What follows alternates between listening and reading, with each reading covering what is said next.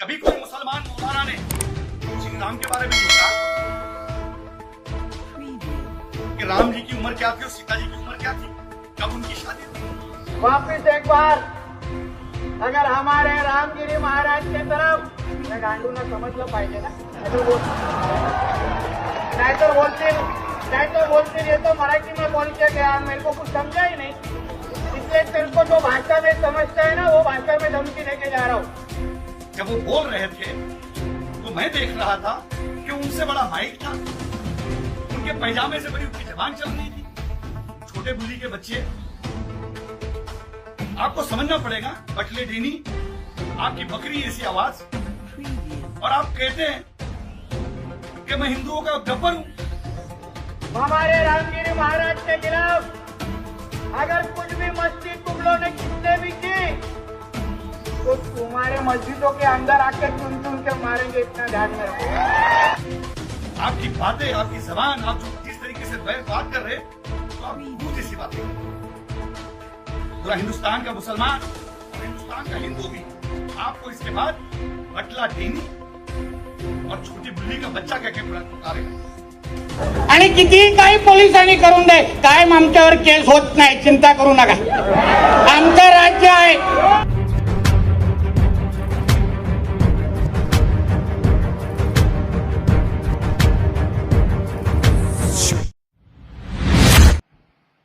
नमस्कार, मैं हाजी Arafat Sheikh, Bharatiya Janata party का एक पदाधिकारी।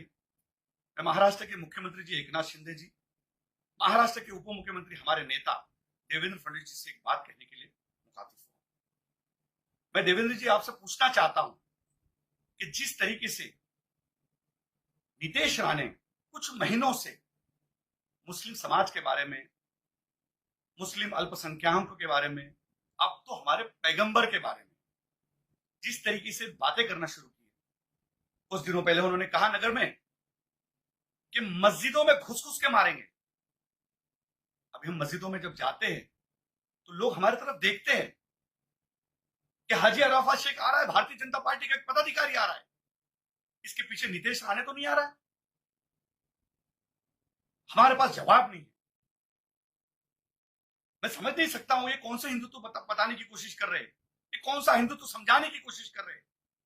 मैं भी मेरी जिंदगी हिंदुओं के साथ में रही, मेरा जीवन 25 साल, मेरे कई हजारों दोस्त हिंदुत्व है, कई हजारों दोस्त मेरे हिंदू है।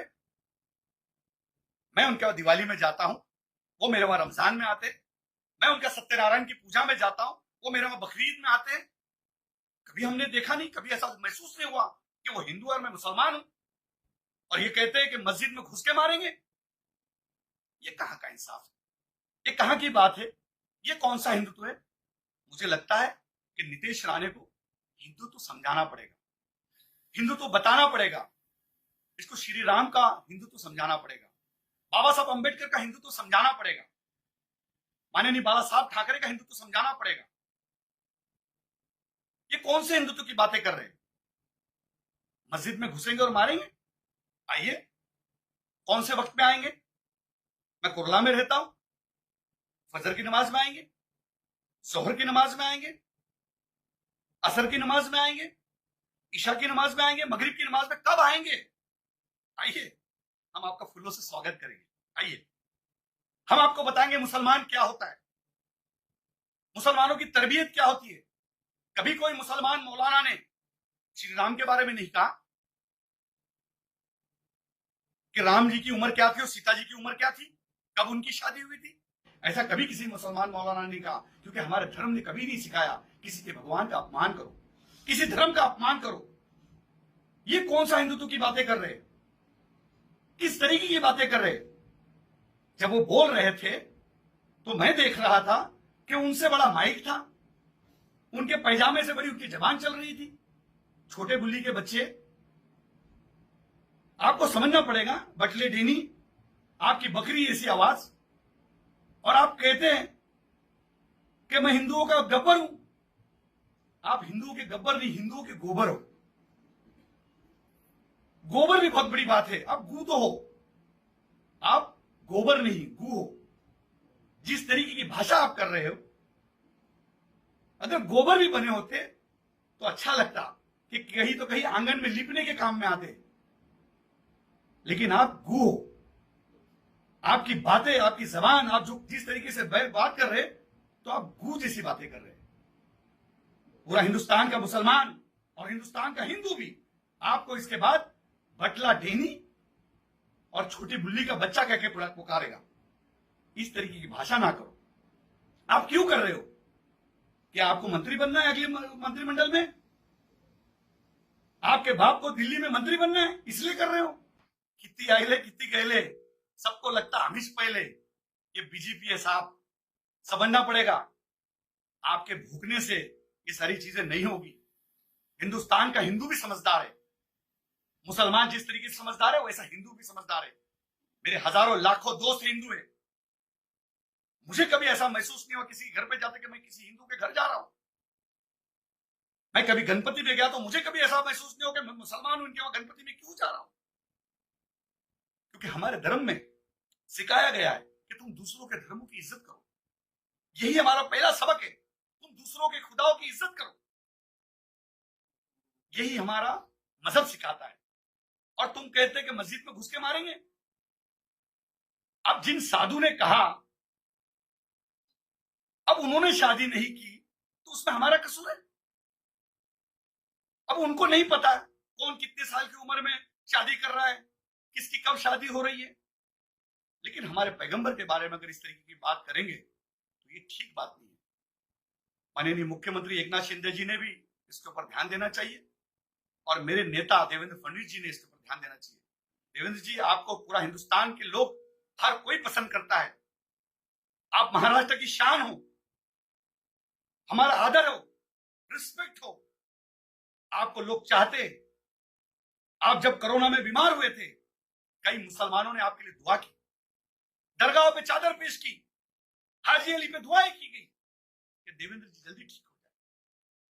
और ऐसे लोग अपनी पार्टी का नाम खराब करते हैं। ऐसे लोगों को चुप बिठाइए, इसके आगे समझाइए। हम मस्जिदों में जा नहीं सक रहे कि लोग हमारी तरफ गलत तरीके से देख रहे कि देखो ये बीजेपी वाला आया, और इसके पीछे बीजेपी वाला कोई कहता है कि मस्जिदों में मारेंगे। हम मुसलमानों ने, पूरे हिंदुस्तान के अल्पसंख्यक समाज के मुसलमानों ने क्या करना चाहिए? ये क्या साबित करना चाह रहे? मैं नीतीश राणे से कहूंगा कि इस तरीके की भाषा ना करो। ऐसा ना हो कि और भी लोग इस तरीके की भाषा करना शुरू करें। आप जितने हैं उतने रहो। आप जब बात करते हो तो ऐसा लगता है कोई तीसरी चौथी का बच्चा बात कर रहा है। माइक से तो छोटे दिखते हो आप, आपसे बड़ा तो माइक दिखता है। इसलिए मैं कहता हूं आप छोटी बुल्ली के बच्चे हो और ज्यादा ना बोले। अच्छी बात नहीं है। ये मैं जितनी सारी बातें रखा हूं, एक मुंबई के एक तहजीब वाले अंदाज में रखा हूं। मैं जिस तरीके से हूं, जिस तरीके से मेरी भूमिका है, जिस तरीके से मेरे आंदोलन है, जिस तरीके से मेरा पॉलिटिकल करियर है, अगर मैं उस भाषा में आ गया तो आप कभी भी कोई स्टेज पे बोल नहीं पाओगे। मैं 30 लाख खाटी समाज का अध्यक्ष हूं, ऑल इंडिया सूफी बोर्ड का अध्यक्ष हूं। हजारों पीर मेरे साथ में, लाखों मुसलमानों की दुआ है। अगर इस तरीके की आप भाषा करते रहेंगे तो बहुत सारी बातें हमको भी करना पड़ेगी। आपकी शुरुआत कहां से हुई, आपके पिताजी की शुरुआत कहां से हुई, ये सब बोलने मत लगाओ। इसीलिए मैं कहता हूं कि इसके बाद बस, अब इसके बाद नहीं बोलना। एक भी वर्ड हमारे पैगंबर की गुस्ताखी हम नहीं सहेंगे। मैं इस पार्टी में रह के काम कर रहा हूं, हजारों लोगों को जोड़ रहा हूं, हजारों लोग मेरे साथ मुसलमान जुड़े हुए, और उनका जवाब मेरे पास अगर इस तरीके का होगा तो ये बात ठीक नहीं होगी। इसके बाद पैगंबर की शान में जरा भी गुस्ताखी नहीं चलेगी। ये मैं आपको सामने से बताने आया हूं। आप कहते हैं मैं गब्बर हूं, गब्बर हूं। आप गब्बर नहीं, गोबर हो। और गोबर ने गोबर जैसा रहना चाहिए। आप गू तो हो, पर गाय का गू बन जाओ भाई। कुत्ते का गू क्यों बन रहे हो और बदबू फैला रहे हो? ये सब ना करो। मैं एक पार्टी का एक पदाधिकारी नाते आपको समझाने की कोशिश कर रहा हूं। ऐसा ना हो कि और जबान निकले और कोई बातें तहजीब के बाहर चले जाए। इसलिए मैं आपको कह रहा हूं कि इसके बाद बस हो गया। आपने हमारे कौम के खिलाफ बहुत दिनों से बहुत सारी बातें की, हम नहीं चुप रहे, पर पैगंबर की गुस्ताखी हम नहीं सहेंगे। मैं माननीय मुख्यमंत्री जी से कहूंगा, माननीय देवेंद्र जी से कहूंगा और मुंबई के अध्यक्ष मेरे दोस्त आशीष शेलार जी से कहूंगा कि आप इसे समझाइए, लगाम लगाइए। नहीं तो बहुत सारी चीजें लगाम लगाने हमें भी आती है। इतनी बात आपके सामने रखूंगा, बाकी की बात ब्रेक के बाद। जय हिंद, जय महाराष्ट्र, खुदा। अस्सलाम वालेकुम वरहमतुल्लाह। उम्मीद करता हूँ आप हज़रात खैरियत से होंगे। अज़ीज़ साथियों, आप सोशल मीडिया पर देख रहे हैं कि एक एमएलए हैं कि जिन्होंने मुसलमानों को खुलेआम मारने की धमकी दी। मामला क्या था वो आपके सामने रखते हैं।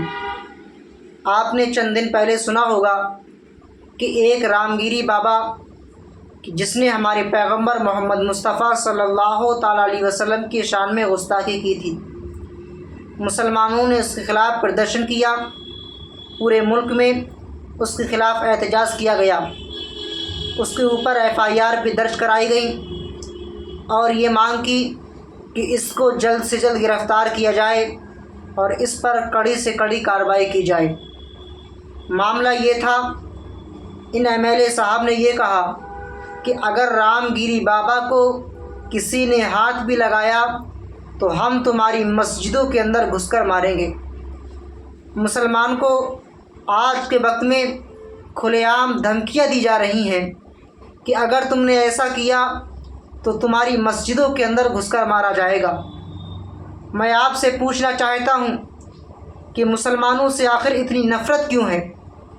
मुसलमानों को आए दिन ये धमकियाँ क्यों दी जा रही हैं और ऐसे लोगों पर रोक क्यों नहीं लगाई जा रही? ऐसे लोगों पर ज़रूरी है कि सख्त से सख्त कार्रवाई की जाए ताकि ऐसे लोग हमारे देश के अंदर नफ़रत नहीं फैला सके। इसी देश के बारे में कहा गया था, सारे जहां से अच्छा हिंदोसिता हमारा, हम बुलबुलें हैं इसकी ये गुलसिता हमारा। और मज़हब नहीं सिखाता आपस में बैर रखना, हिंदी हैं हम वतन हैं हिंदोसिता हमारा। मज़हब किसी को ये नहीं सिखाता है कि तुम एक दूसरे से नफ़रत करो, बल्कि मज़हब तुम्हें ये सिखाता है कि आपस में मोहब्बत, इखलास और भाईचारे से रहो। हिंदुस्तान सबका है, जिस तरीके से हिंदुस्तान मुसलमानों का है इसी तरीके से हिंदुओं का भी है, सिखों का भी है, बौद्ध का भी है, जैन का भी है। जितने भी धर्म इस हिंदुस्तान के अंदर मौजूद हैं सबका देश है और ये हिंदुस्तान की खूबसूरती है। अगर हिंदुस्तान की इस खूबसूरती को निकाल दिया जाए, जो बाग है, बाग के अंदर चंद तरह के फूल होते हैं, अगर उन बाग से फूलों को तोड़ लिया जाए तो उसकी खुशबू बाकी नहीं रहती।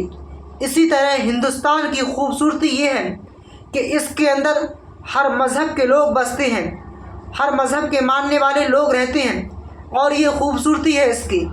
इसी की ये खूबसूरती है कि इसके अंदर हर मज़हब वाले लोग रहते हैं। लेकिन आज आए दिन मुसलमानों को खुलेआम मारने की धमकियां दी जा रही हैं। जनाब से मैं पूछना चाहता हूं, आप धमकी देने की ज़रूरत नहीं है, बल्कि आपको अगर किसी ने ठेस पहुंचाई है तो आप उस पर कानूनी कार्रवाई कर सकते हैं। पहले तो कानूनी कार्रवाई आप पर होगी कि आपने मुसलमानों को खुलेआम धमकियां दी कि हम तुम्हारी मस्जिदों के अंदर घुसकर मारेंगे। इस हिंदुस्तान को हमारे बुज़ुर्गों ने अपने खून पसीने से सींचा था। इस देश के अंदर मोहब्बत की ज़रूरत है, नफ़रत फैलाने की ज़रूरत नहीं है। और जितने भी लोग इसमें नफ़रत फैला रहे हैं उन पर सख्त से सख्त कार्रवाई की जाए, वरना ऐसे लोग नफ़रत फैलाते रहेंगे और देश के अंदर बिगाड़ पैदा करते रहेंगे। नफ़रत से देश नहीं चलता, बल्कि देश चलता है मोहब्बत से। हमारे देश को ज़रूरत है मोहब्बत की। लोगों ने इसके ख़िलाफ़ भी प्रदर्शन किया।